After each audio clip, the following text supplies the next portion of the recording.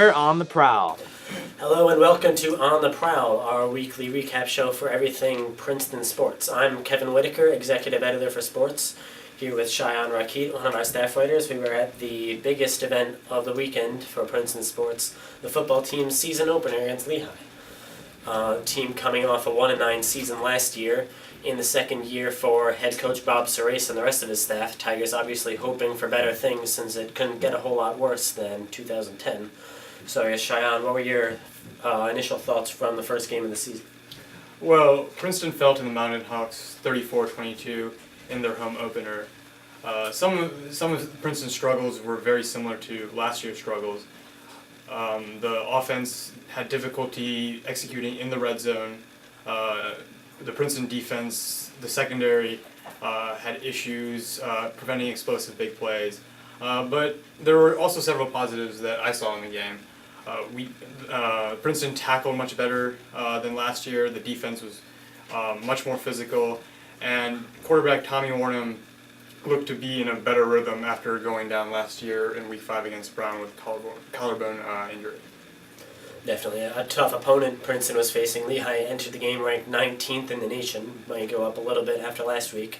They were just 1-1 in the season. The loss came to number 12 New Hampshire in overtime. But the team that certainly contributed to the struggles, especially in the defensive end. Bob Serace said after the game he called Lehigh's receivers pro potential, that type of player. So obviously that was a big part of the reason why Princeton's secondary was roughed up. But it's certainly a problem area, something to look at, is that secondary, which was the Ivy League's worst last season. And part of that also stems from the front seven. You saw rarely Chris Lum, Lehigh quarterback, had plenty of time, only had a couple plays where he was really pressured in the backfield. And so that struggle for the Princeton defense is sort of, I guess, comes from that front seven to take some pressure off that secondary. I mean, the front seven only was able to force one sack of quarterback Chris Lum all game. So adding that pressure in the front will probably help the secondary out in the ensuing games. On the other side, the Princeton has a third-year returning quarterback in Tommy Warnham. The senior had an okay game, I think you'd say. That's how Bob Serace said also after the game. It was an okay game, a couple throws he'd like to take back. Warnham completed, I believe, just over half his passes. One touchdown, that was the shovel pass, and then one interception, but wasn't exactly his fault. It was in and out of the hands of Isaac Sarwanga and right into the defensive back's arms. So on that front, then on the running game, I think is where we saw one of the bigger changes from last season. Last year, with the Tigers featured sort of a rotating group of guys. Part of that with Jordan Colbreth maybe not knowing if he could stand up for a full game or not. But this year we sort of saw the Tigers going to a feature-back system, even if it was two different rushers. And I mean, yeah, we saw the starter on the depth chart, junior Akil Sharp. He took most of the early carries for the Princeton offense. He got into a good rhythm.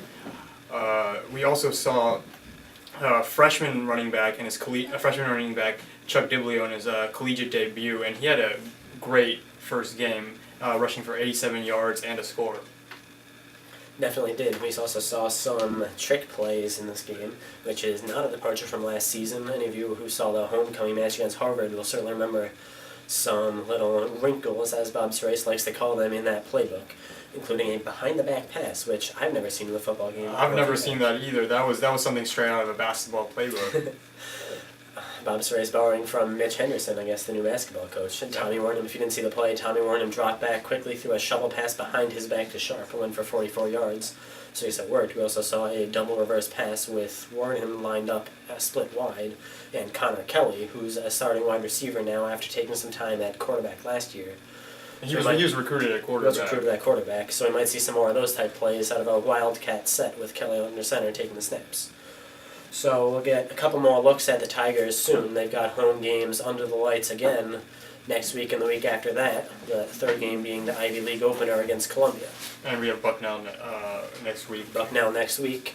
They had a live blog of the first game here last week. We'll have live blogs, full coverage on dailyprincetonian.com and in our print section of all those games and every game that the Tigers played this season. Yeah, sort of around hitting a couple other sports. Men's soccer team got a big 2-1 victory in overtime. Team's first win of the season against Villanova at home on Friday night. Then in some sort of less positive action, the field hockey team lost at Dartmouth, the first Ivy League contest played by any Princeton team. So that was a 2-1 loss, not something the team was hoping for. Their first Ivy loss since 2007. So they're there now with players in unfamiliar roles thanks to the departure of 4 All-American players playing for Team USA. Now the field hockey team in an unfamiliar role as a team playing from behind in the Ivy League. Playing on the road in Hanover, it's always difficult playing on the road. It's a long way to go also to Hanover. And the team lost to 5th-ranked Syracuse 5-0 earlier today. So that does it for this week. We'll be back next week with On the Prowl with some action from big action here at Princeton. Lots of teams kicking off Ivy play, lots of games going on around campus. We'll bring you that next week. You've been On the Prowl. Thank you for watching.